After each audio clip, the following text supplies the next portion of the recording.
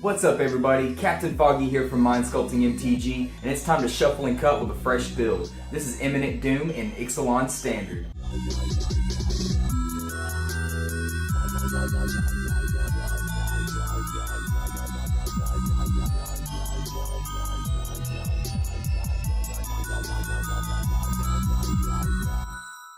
Before we get started, take a moment to smash that like button. Also, subscribe so you don't miss any future videos. In Hour of Devastation, we were given a spicy new enchantment, Imminent Doom. Imminent Doom costs a red and 2 generic mana and reads, Imminent Doom enters the battlefield with a Doom counter on it. Whenever you cast a spell with converted mana cost equal to the number of Doom counters, Imminent Doom deals that much damage to target creature or player. Then, put a Doom counter on Imminent Doom. With that being said, our goal is to destroy everything in our path, including our opponent's life total. But how do we make this work?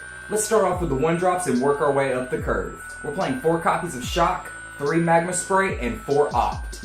We definitely have to have some early game burn spells to clear the board and make sure that we protect ourselves. Shock and Magma Spray definitely fill that void. Plus, we can also throw a Shock to the face if we really need to. Opt, on the other hand, is a great 1-drop that can help us filter through our deck and get the cards that we need when we need them. Plus, 1-drops are especially important in this deck. We have to get started somewhere. It's important to note that while a Doom trigger is on the stack, we can cast more spells to rack up the counters on Imminent Doom. We can cast a Shock, trigger Doom, cast an Opt, trigger Doom again, cast a 2-drop spell at instant speed, and then just let the whole stack resolve. Imminent Doom then has 4 counters on it and has done 4 damage in the process. Plus, that doesn't count what the other spells have already done also. So let's check out the 2-drop spells we have in this combo. We're playing 4 Lightning Strike, 2 Harness Lightning, and 2 Charter Course. Honestly, Lightning Strike might be one of the most important spells in this deck. It fills out our curve, triggers Imminent Doom, and can also be flung to our opponent's face. Harness Lightning fills out the rest of our 2-drop slot by giving us some extra access to creature removal. Charter Course is great as well because it can help filter through our deck, get us the cards we need when we need them so we can keep on with the combo. Moving on to the 3-drops, we're playing 4 copies of Imminent Doom, 3 Supreme Will, and 2 Dynavolt Tower. Obviously, you can't build an Imminent Doom deck without a full playset. The more we have, the better off we are. Plus, when you have 1 Imminent Doom on the field that's already sitting at 3 counters, you can cast the 2nd Imminent Doom to trigger it. Supreme Will is just great for all-around utility. You can counter your opponent's spells, or you can filter through your deck so that way you can get more combo pieces. I cannot stress enough how important card draw is in this deck. We have to keep the engine rolling somehow. Dynavolt Tower is excellent because we're already playing some energy producers, plus we're casting nothing but spells. No creatures in this deck. You have no idea how absurd it is to rack up the counters on Imminent Doom and also rack up your energy count just to keep burning your opponent. It's just a win-win. Plus it fills out the 3-drop slot to trigger Imminent Doom when we get to that point. Moving on up the curve, we have to play some 4-drops. We're playing 3 copies of Chandra, Torch of Defiance, and 4 Glimmer of Genius. Chandra does a lot in this deck. Not only does she fill out the curve, she also gives us access to more card advantage, more burn, and also helps us keep casting spells during our turn. I cannot stress enough how that +1 ability to produce 2 red mana is so essential in this deck. Not only that, if you can ever get her ultimate off, oh my god! Imminent Doom triggers +5 to the face? It's absurd! If you can't tell, I'm super excited about this deck and I've had so much fun playtesting it. Glimmer of Genius is amazing in this deck as well. It fills out our curve, plus it feeds us some energy for Dynavolt Tower, and filters through our deck to get us the cards we need when we need them. So you might be asking yourself, what 5-drops am I playing? Technically, I'm not playing any, but I am playing 3 copies of Pull from Tommorow. You're probably getting tired of me talking about how awesome card advantage is in this deck, but if you don't keep drawing cards, you don't keep putting counters on Imminent Doom.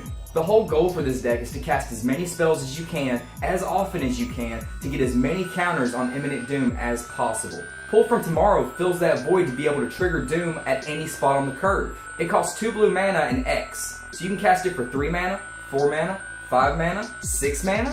Plus, if you can manage to pump a lot of mana into Pull from Tommorow, not only are you drawing tons of cards, you're also dealing tons of damage. Drawing cards, dealing damage all in one card, it's amazing! This deck can combo off to burn out your opponent at any time.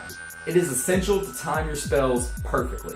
This deck can also bide its time for setting up the combo by playing like a control deck. Don't expect to win with this deck right away. Take your time and seize the moment when the time is right. Now let's go over the mana base. We're playing 4 copies of Spirebluff Canal, 2 Highland Lake, and 4 Aether Hub. Spirebluff Canal and Highland Lake are auto-includes because we're playing red and blue. Aether Hub, on the other hand, had to be included because we're playing so many cards that are reliant on energy. As far as basics go, we're playing 7 mountain and 5 island. That brings our land count to 22. Now let's talk sideboard. Always keep in mind that your 15 card sideboard should depend on what your local meta looks like, but this is what I got for you.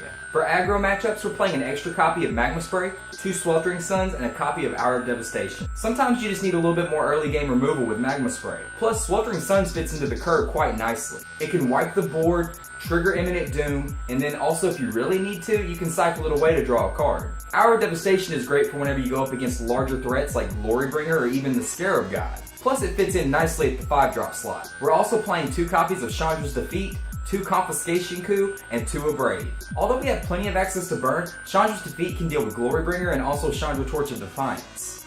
Confiscation Coup is our answer to the Scarab God and also Hazard the Fervent. It fits in nicely at the 5-drop slot, plus it also helps garner us some more energy. Abrade is great against any aggro matchup, plus it's essential for us to win against God Pharaoh's Gift or any Monument deck that might be lurking around. Against control matchups, we're playing 3 copies of Spell Pierce and 2 Negate.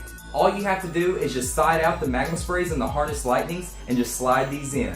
I cannot stress enough how essential it is to protect our combo with these counter spells. That's all for today. Let me know what you think about the deck in the comments section. Would you like to see more counter spells in the main deck? Or maybe you just can't wait to take it for a spin at your local Friday Night Magic? I would love to hear your feedback.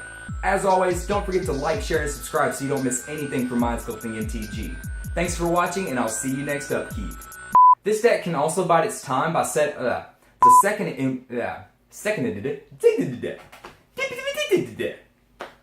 I like to do deck tech videos.